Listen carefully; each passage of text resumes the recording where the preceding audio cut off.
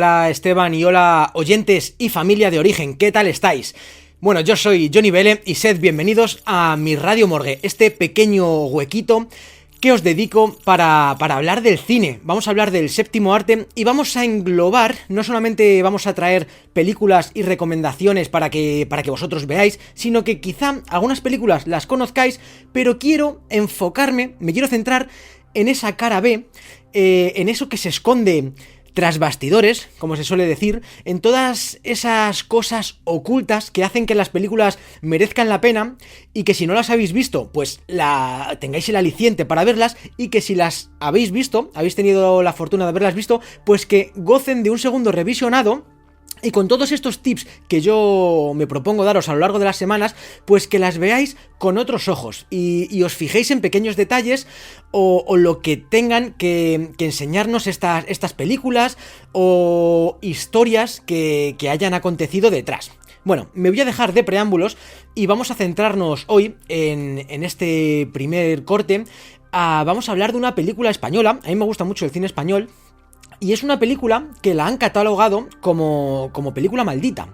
Ya sabéis que a lo largo de la historia siempre hay varias películas que son clasificadas así. Tenemos el caso del bebé de Rosemary, de Poltergeist, que decir, Rebelde sin causa. Tenemos un montón de películas que por H o por B nos han dicho que están malditas o que una mano negra estaba detrás. Hoy he querido centrarme en una película española, y es que sí, en nuestro país también tenemos cine maldito. Sin ir más lejos, el caso de Empusa, por ejemplo, es una película maldita, pero bueno, tendremos tiempo para hablar sobre ello. Hoy me he centrado en una película que yo ya la vi hace años. Es una película muy antigua, es una película que se estrenó en 1973 y es una película que se llama La campana del infierno.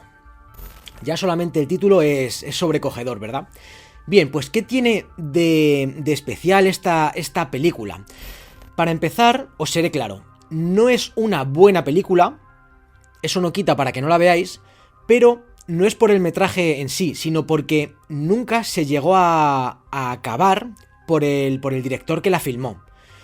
El director, Claudio Guerín Gil, una joven promesa del cine español, murió con tan solo 35 años mientras rodaba en los últimos días de La campana del infierno.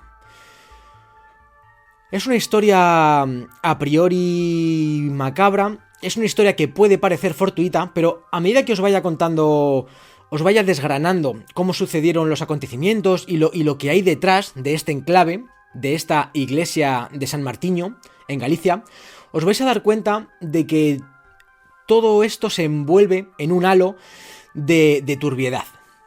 Bien, La campana del infierno se rodó en Noia, en una localidad gallega, aunque también cogieron escenarios de Betanzos, de Padrón y demás, pero se centra en Noia y sobre todo, como digo, en la iglesia de San Martiño, situada en el centro de la plaza de Otapal. Bien, esta iglesia por siempre ha estado incompleta. Es una iglesia de gusto compostelano en las que tiene en su fachada principal 3 columnas y en todas ellas tiene una ornamentación con los 12 apóstoles. Tiene una torre izquierda que está completamente terminada, pero la torre derecha se quedó inconclusa. Dicen las malas lenguas, dice la leyenda, dice la mitología, dicen las gentes del lugar, que hay una maldición o que hay una pseudo leyenda en la que el maestro cantero, cuando empezó a construir esta torre derecha, murió en extrañas circunstancias y no consiguió ver terminado su trabajo. Hay que decir que esta iglesia fue edificada bajo el solar que dejaron los cimientos de una ermita anterior, de siglos anteriores, ermita de Santa María a Nova. Y también deciros que Noia es un pueblo que tiene mucho misticismo. Hay quien dice que viene de Noé, y tiene un cementerio, por cierto, alejándonos un poquito de la historia principal, pero no tanto, ya veréis que va a ser colindante, el cementerio a Quintana dos Mortos, que es muy conocido para este tanatoturismo o turismo dark que se lleva ahora, ya que en sus lápidas hay algunas fechas, hay algunos códices, hay algunos jeroglíficos, hay algunas pistas, algunos puzzles de gremios que nos dan pie a pensar que son los que fomentaron y los que pagaron la construcción de la iglesia principal de la que estamos hablando y de la que es protagonista esta película, La campana del infierno. Bien, con todo este misterio llegamos al 1973, en la que Claudio Greenhill y su equipo estaban rodando la película. En el film se ve esta iglesia perfectamente en todo su apogeo, en todas sus partes, pero Claudio Guerin no quería que la iglesia estuviera incompleta, no quería que tuviera una torre y la otra a medio hacer. Así que él, ni corto ni perezoso, se decidió a reconstruirla. Él quiso reconstruir la torre B, la torre derecha de la iglesia, para su película. Quería que en su película la iglesia estuviera completa. Sobre todo para un final en el que cuando veáis la película os daréis cuenta que es necesario que esa torre esté completamente construida. Entonces hicieron unas pasarelas, hicieron unas barandillas, lo que tiene en sí una obra. Hicieron su mampostería y todo lo necesario para poder rodar ahí. Curiosamente, cuando quedaban menos de una semana de rodaje, de hecho eran los últimos compases, Claudio Greenhill vestía con chanclas, nos han dicho los testimonios, cayó al vacío. Estaba rodando él mismo una escena complicada, y según nos dice, lo tengo aquí escrito, según nos dice literalmente el testimonio de Manuel Rojas, que por aquel entonces era el director de fotografía de la película y sobre todo amigo de Claudio Greenhill,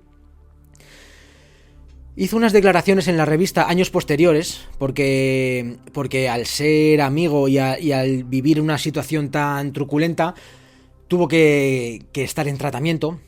Y tiempo después, en la revista Arte Fotográfico, nos dijo así: en la torre de la iglesia de Noya había construido nuestro decorado, y paralelo a una de las torres, otra campana igual. Ambas estaban unidas por un pasadizo con unos quitamiedos. Pero Green quiso saltar a un ancho voladizo de la izquierda, y al hacerlo, como llevaba chanclas, dio un traspiés doble y no pudo guardar el equilibrio, desplomándose desde una altura de 20 metros. Lo vi caer desde la ventana de un bar, donde yo había entrado hacía un momento. Pensar lo sórdido de la historia, porque si cogemos este testimonio de su amigo director de fotografía que lo vio todo desde el bar de enfrente, esta iglesia está situada en medio de una plaza céntrica. Aparte de eso, estaban buscando especialistas, porque una de las escenas el protagonista tenía que saltar desde lo alto de la torre hacia abajo. Estaban buscando especialistas. Lo sórdido de esta escena es que también cuando Claudio Guerin, el director, dio un traspiés y cayó al vacío, los asistentes, el propio Manuel Rojas, que lo estaban viendo, pensaron en un primer momento que se trataba algo de la película, que se trataba del especialista que ya había caído. E incluso cuando impactó contra el suelo, hubo aplausos. Se acercó la gente y hubo aplausos, pensando que era parte de la filmación. Cuando ya se dieron cuenta, evidentemente, de que había sido un accidente, era demasiado tarde. Claudio Greenhill murió de camino al hospital. Tenemos otras declaraciones de Santiago Moncada, un peso pesado del cine español de la época, en la que nos dice que Claudio Greenhill sabía que abajo de la iglesia había una verja con pinchos afilados, y que él le vio caer y que el director hizo una cabriola en el aire para evitar ser ensartado por esos pinchos. Fijaos lo sórdido de la escena. Incluso cayendo, el director intentó no atravesarse por esos pinchos. Finalmente lo consiguió y cayó al suelo, aunque el golpe fue fatal. Claudio Greenhill, tengo que deciros también que en aquella época era compañero de Pilar Miró, la aclamada cineasta, y que tiempo después hemos podido saber que Pilar Miró llegó a Noya, llegó a la puerta de la iglesia con el coche rojo de Claudio, dio un par de vueltas, dejó unas flores en el lugar y dijo unas palabras. Dijo: Claudio, ¿por qué tuviste que suicidarte? Es una historia que da que pensar. Esta película, La campana del infierno, la podéis disfrutar en YouTube. No ha salido en España en DVD, es una película inacabada. En América sí que se puede encontrar. De hecho, cuando pasó el accidente llamaron a Juan Antonio Bardem para que rápidamente terminara de ensamblar en la película. Estaba prácticamente todo rodado, él no tuvo que rodar nada, pero él tuvo que encajar las piezas. Él fue el encargado del montaje. Claudio Guerin era muy hermético para sus proyectos. Él tenía prácticamente todo grabado, pero no dio instrucciones de cómo quería montarlo. Entonces, fue un trabajo titánico y no quedó bien montada, y de hecho cuando veáis la película podréis ver que hay partes que no se entienden, partes que no casan, que no concuerdan, porque es como montar un puzzle sin tener unas instrucciones o sin tener un espejo en el que mirar, una fotografía en el que plasmarlo. Entonces, esta película se estrenó en cine en España, apenas duró 1 o 2 semanas, tuvo muy mala crítica, tuvo muy mala acogida, pero por suerte para ella, como era una coproducción francesa, la pudieron estrenar en Francia, la pudieron estrenar en América, y sobre todo, y lo que hizo que esta película tuviera un nombre y despegara algo, fue que la estrenaron en Japón, en mercado asiático. Ya sabéis cómo son los japoneses de mitómanos con todas estas historias y todas estas películas. Entonces, en Japón está considerada película de culto, y gracias a ello se ha podido hacer en DVD, en América, en Japón está en DVD, y ha podido reflotar. En España, como digo, la podéis ver en YouTube, y ya vamos a entrar un poquito. Os he contado la historia que hay detrás. Ahora vamos a entrar de lleno en la película, en estos pequeños minutos que me quedan, para deciros que no es una buena película. Es una película dura, es una película cruda, es una película seria, adulta, es de terror, pero merece la pena verlo por todo eso que hay detrás, para que os deis cuenta de que no está bien montada, no está bien ensamblada, algunos planos faltan, otros planos evidentemente no van ahí, pero para que sepáis que faltó el director, que es el que tenía que encajar todas las piezas. Así que os tengo que decir que en alguna ocasión, en algún pasaje se me ha hecho un poco lenta, es una película muy pausada, es una película gris, es una película turbia, es una de esas películas que huelen, que te da el olor a polvorienta, pero sí que tiene algunas escenas bastante macabras, como algunas muertes de animales, que las podemos ver sin ningún tipo de censura, y son de esas que te hacen arrugar un poco la nariz. Y en definitiva, si le queréis echar un vistazo, ha sido considerada una de las películas malditas de la historia, principalmente por eso, por el enclave, por lo que ocurrió en la Torre B, por cómo murió ese maestro cantero, por cómo cuando intentaron reconstruirla el director volvió a morir. Actualmente esa torre está incompleta, inconclusa, y dicen por ahí que hay una leyenda. Esto no lo he podido corroborar, solamente lo he escuchado de una fuente, entonces lo que digo habría que cogerlo con pinzas, y nos dicen que hay una leyenda que nos dice que el que intente rematar la segunda torre correrá un triste final. Ahí lo dejo, una película maldita, quizá una serie de acontecimientos funestos, pero en cualquier caso una joyita oscura de nuestro cine nacional. Me despido, os dejo con el resto del programa y nos vemos la semana que viene aquí, en Origen. Y hasta entonces no os olvidéis de cerrar bien la puerta antes de iros a acostar, amigos, pues nunca se sabe lo que puede haber en el otro lado.